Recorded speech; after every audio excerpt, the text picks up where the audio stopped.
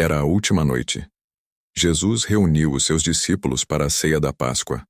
O clima era de despedida, mas também havia algo inexplicável no ar.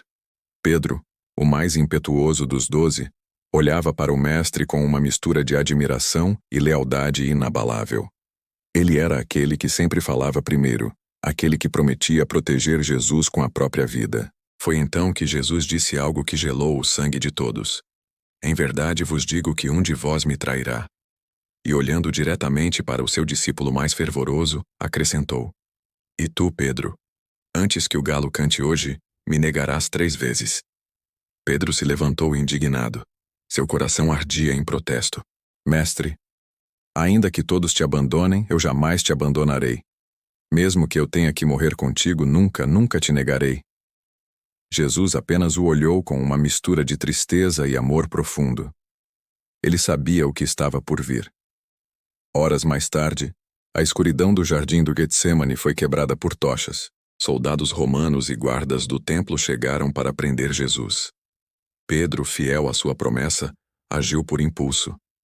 Ele sacou a espada e, num golpe rápido, cortou a orelha de um dos servos do sumo sacerdote.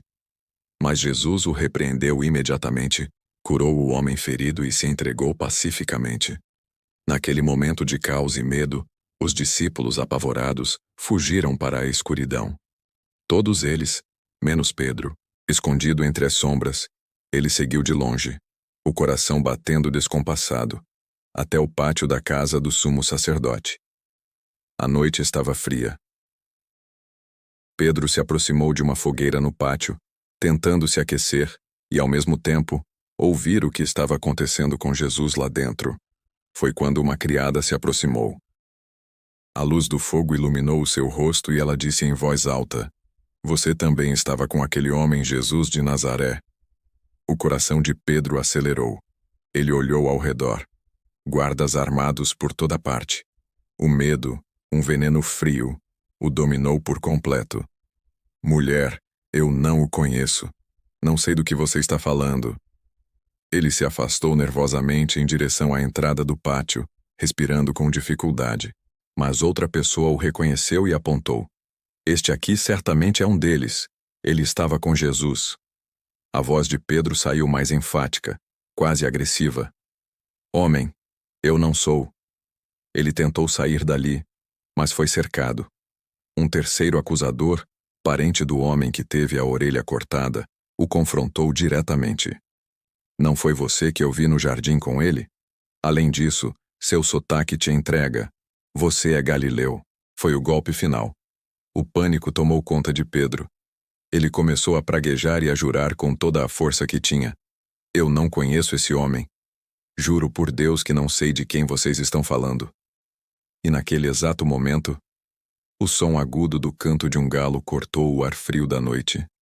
Nesse instante, guardas atravessavam o pátio levando Jesus, já condenado. Ele virou a cabeça e seus olhos encontraram os de Pedro. Não havia condenação naquele olhar.